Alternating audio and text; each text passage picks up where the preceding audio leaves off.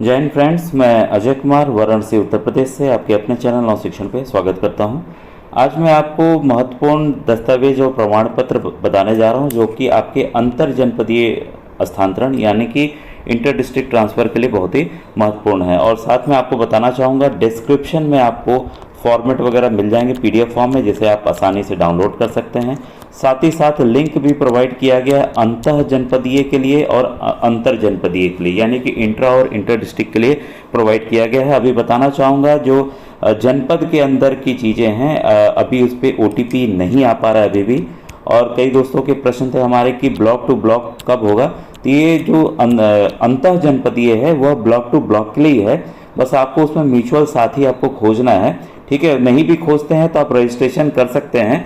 Registration होने के उपरांत आपको जब बीएसए सर आपके उसको अप्रूव कर देंगे तो अन्य शिक्षक साथी जो रजिस्टर्ड किए होंगे आप उनको देख सकते हैं। तो आइए आज के जो मेन वीडियो हम उस पर स्टार्ट होते हैं कि ये दस्तावेज कौन कौन से लगेंगे। कुछ क्वेरी थी, मैं सोचा उसको बता दूं साथ में।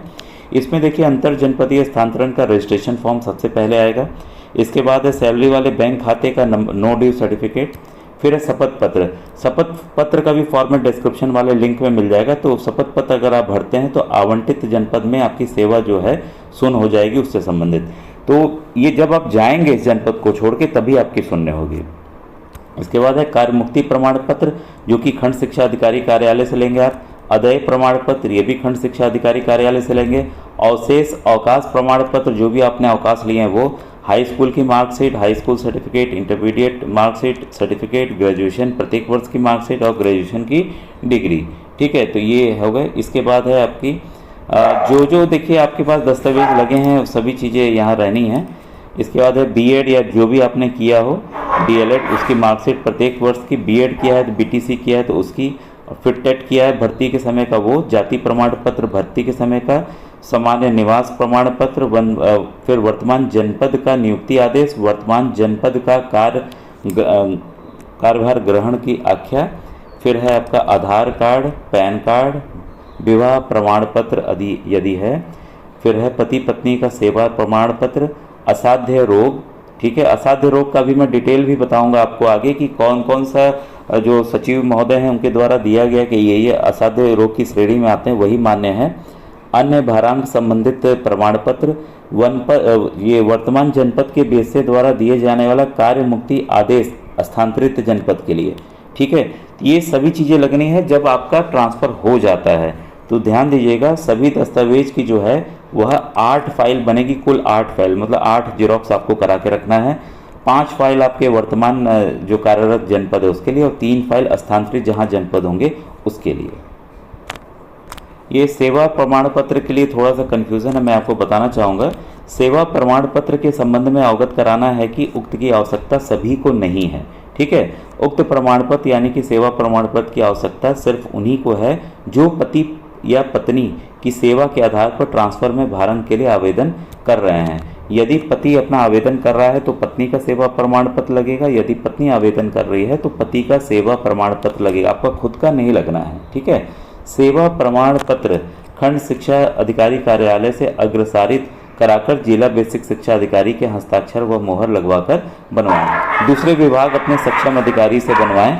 स्वयं की सेवा की पुष्टि के लिए नियुक्ति तिथि मानव संपदा पोर्टल से ही हो जाएगी, अतः स्वयं का नहीं बनाना। तो एकदम क्लियर रखिएगा, स्वयं का आपको नहीं बनाना है। ये देखिए, अंतर जनपदीय भारांक के लिए जो असाध्य रोग है तो उसके लिए जो चीज़ें दी गई हैं 27 दिसंबर 2016 का ये आदेश है, ठीक है। इसमें शिक्षक शिक्षिका स्वयं अथवा पति पत्नी या अविवाहित जो पुत्र पुत्री के ग्रसित होने पर लाभदेय होगा।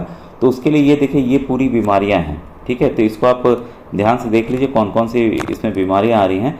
समस्त प्रकार के कैंसर, समस्त प्रकार के हृदय रोग, डायलिसिस और गुर्दा प्रत्यारोपण सहित समस्त प्रकार के गुर्दा रोग, दीर्घकालीन यकृत रोग और यकृत प्रत्यारोपण अगर ट्रांसप्लांट हुआ हो, यकृत संरक्षा प्रक्रिया और तत्कालिक उपचार हेतु आवश्यक बचाव सर्जरी, अल्पकालीन अत्यंत गंभीर यकृत रोग, घुटने और कोल्हे का बदलाव, प्रोस्टेट ग्लैंड सर्जरी या कार्निया प्रतिरोपण, अगर ये चीज़ें हुई हैं तो ये असाध्य रोग की श्रेणी में आते हैं। तो आप इस पे आपको लाभ मिल सकता है। तो ये अपर मुख्य सचिव हैं अरुण कुमार सिन्हा सर, उनके द्वारा ये आदेश जारी किया गया था।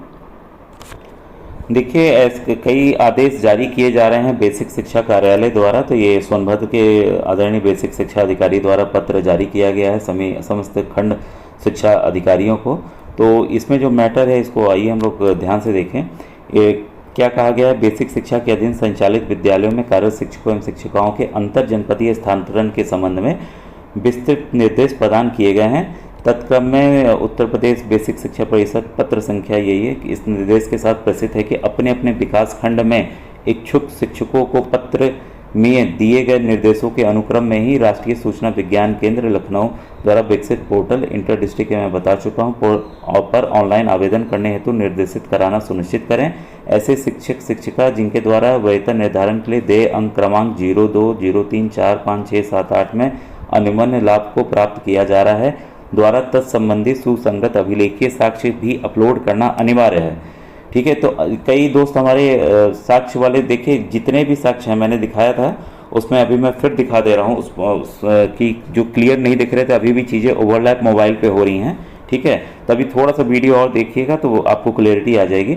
संबंधित शिक्षक शिक्षिकाओं को अंतर जनपदीय स्थानांतरण के ऑनलाइन आवेदन के उपरांत आवेदन पत्रों के सत्यापन हेतु ऑनलाइन आवेदन पत्र का प्रिंट आउट सुसंगत अभिलेखीय साक्ष्यों सहित 2 प्रतियों में, तो इन्होंने देखिए आदेश दिया है 2 प्रतियों में ऑनलाइन आवेदन तिथि के 2 दिवस की विधि के अंदर, मतलब आपने ऑनलाइन अप्लाई कर दिया तो 2 दिन के अंदर ही आपको बीएसए कार्यालय में उपलब्ध करा रहे हैं। तो इस तरह का आदेश हरिवंश कुमार जी हैं जो जिला बेसिक शिक्षा अधिकारी हैं सोनभद्र ने उन्होंने जारी किया है। देखिए जब आप जो इंटर डिस्ट्रिक्ट ट्रांसफ़र वाला हमारी साइट है उसमें अगर आप लॉगिन कर जाते हैं अपना मानव संपदा कोड और मोबाइल नंबर कैप्चा डालने के बाद, तो ये देखिए ये डिटेल आती है। कल मैंने जो वीडियो बनाया तो उसमें भी ये सब दिखाई थी कि 20 KB होना चाहिए। इसके लिए मैंने बताया था कि आप प्ले स्टोर से ऐप डाउनलोड करके खुद भी कर सकते हैं। इसके बाद आप ये घोषणा को टिक करने के बाद आई एग्री वाले को जैसे करेंगे तो आप नेक्स्ट पेज पे चले जाएंगे। ये देखिए जो चीज़ें हैं ये कंप्यूटर पे साफ साफ दिख रही हैं, तो मोबाइल के जरिए थोड़ी सी ओवरलैप कर रही है, मतलब एक चीज़ दूसरी चीज़ पे आ जा रही है। तो आप अपना ये देखिए पूरा चेक कर लेंगे कि ये चीज़ें सही हैं कि नहीं। तो मानव संपदा पोर्टल पर उपलब्ध विवरण, वर्तमान तैनाती का जनपद, सेवा संवर्ग, ये एकदम क्लियर होना चाहिए क्योंकि देखिए ग्रामीण का ग्रामीण में, नगर का नगर में होगा, हेडमास्टर तो हेडमास्टर पे ये सब चीज़ें मैं ऑलरेडी बता चुका हूँ, कार्यरत विद्यालय, ये सब चीज़ें मतलब आप मोबाइल नंबर वगैरह सब कुछ चेक कर लेंगे। ठीक है, ये देखिए भारांक हेतु पॉइंट है, ये ऑलरेडी इसमें क्लियर दिख रहा है आपको पूरा। पहला असाध्य रोग वाला, दूसरा दिव्यांग वाला है, फिर है ये वाला सरकारी सेवा पति पत्नी वाला है। आप किसी में भी, कई हमारे शिक्षक साथी पूछ रहे थे कि बैंक में, इसमें आप किसी भी सरकारी सेवा में हो तो इसके लिए 10 पॉइंट है। इसके बाद एकल अभिभावक हैं, इसके बाद राष्ट्रीय पुरस्कार या राज्य पुरस्कार प्राप्त अध्यापक अध्यापिका उनके लिए है। अब यहाँ देखिए भारांक हेतु मानक के दस्तावेज अपलोड, ये चूज फाइल करना है। तो इसका देखिए तरीका आपको आना चाहिए, नहीं आता है तो किसी कंप्यूटर वाले के यहाँ जाइएगा तभी हो पाएगा। तो जितने भी आप भारांक ले रहे हैं, ठीक है, तो सबकी फ़ोटो खींच लीजिए। फ़ोटो खींचने के बाद सबका स्क्रीनशॉट ले लीजिए। स्क्रीनशॉट लेने के बाद JPG to PDF मैंने बताया हुआ है, उसको आप करके उस पर आप बना लीजिए, PDF फाइल बना ले। PDF फाइल ध्यान देना है 200 KB के ऊपर नहीं होनी चाहिए। ठीक है, तो आप इसको करके एक ही फाइल में यहाँ अपलोड होगा और स्वयं की नवीनतम फ़ोटो अपलोड करें तो यहाँ पर वो करना है। तो इसका यही तरीका, आप अपनी फ़ोटो खींच लीजिए, दूसरे के व्हाट्सएप पे भेज दीजिए, उसको मंगा लीजिए तो खुद ही कम हो जाएगा। नहीं कम होता है तो वही फ़ोटो साइज रिड्यूसर के जरिए कम आप कर लेंगे। ठीक है, और इसके बाद देखिए यहाँ पर टिक कर देना है हमें। फिर स्वयं का हस्ताक्षर अपलोड किए तो एक पन्ने पे साइन करके उसकी भी फ़ोटो खींच के उसको रिड्यूस करके क्रॉप करके स्क्रीनशॉट कर लेंगे तो खुद ही इसकी MB जो है वो KB में आ जाएगी। तो उस तरह से भी आप कर सकते हैं। ठीक है, ये कैप्चा यहाँ भरेंगे, फिर ये फाइनल सबमिट आपका यहाँ पर हो जाएगा। इसमें देखिए एक और पेज है जो कि कंप्यूटर पे आपको साफ साफ दिखेगा। इनपुट्स, ऊपर अंकित मौलिक नियुक्ति तिथि सही है, अगर सही है तो यस, गलत है तो गलत पे टिक करेंगे और जो एक्चुअल है आप यहाँ पर डाल देंगे। तो अगर आपकी गलत भी है तो उसके लिए आपको परेशान होने की आवश्यकता नहीं है। ठीक है, उसके बाद है आपका ऊपर अंकित कार्यरत जनपद में कार्यभार ग्रहण करने की तिथि सही है या गलत है, जो असली है यहाँ डाल देंगे। ऊपर अंकित जन्म तिथि सही है। इसी तरह से विवाहित है कि नहीं है ये ऑप्शन सेलेक्ट करना है। विवाह की तिथि आपको यहाँ पर डाल देनी है। साथ में है कि क्या जीवन साथी स्पाउस सरकारी सेवा में कार्यरत है, हाँ तो हाँ डाल देंगे। क्या दिव्यांग है, फिर है पूर्व में अंतर जनपदीय स्थानांतरण का लिया है। ईमेल ID, ठीक है, ईमेल ID आप कोई भी डाल सकते हैं। कई लोग पूछ रहे थे जो हमने मानव संपदा पे डाली है, अगर पॉसिबल हो तो वही डाल दीजिए। ठीक है, क्योंकि एकदम रहेगा कि आप ऑफिशियली सब कुछ कर रहे हैं। फोटो युक्त पहचान पत्र जो भी आपका है, मैंने बताया वह वोटर आईडी, पैन कार्ड, ये सब लग रही हैं, ठीक है। और यहाँ पर आपको फोटो युक्त पहचान पत्र अपलोड करें तो यहाँ पर आपको अपलोड करने का ऑप्शन आ रहा है, ठीक है। इसके बाद विवाह की तिथि, फिर इसके साइड में देखिए यहाँ दिख रहा है कि सरकारी नौकरी का विभाग, किस विभाग में ये है, दिव्यांगता का प्रतिशत है, ठीक है। फिर पूर्व में अंतर जनपदीय स्थानांतरण की तिथि अगर किए हैं तो ये है। फिर फोटो युक्त पहचान पत्र की संख्या, जो आप फोटो युक्त पहचान पत्र दे रहे हैं उसकी जो संख्या है वो यहाँ पर आपको दिखानी है, ठीक है। तो इस तरह से इसके बाद आपको जनपद ऑप्शन चूज करने का आता है कि जो जो जनपद हैं, कम से कम एक नहीं तो 7 जनपद आपको सेलेक्ट करने हैं, वो आप सेलेक्ट कर लेंगे। कोई भी क्वेरी है आप कमेंट सेक्शन में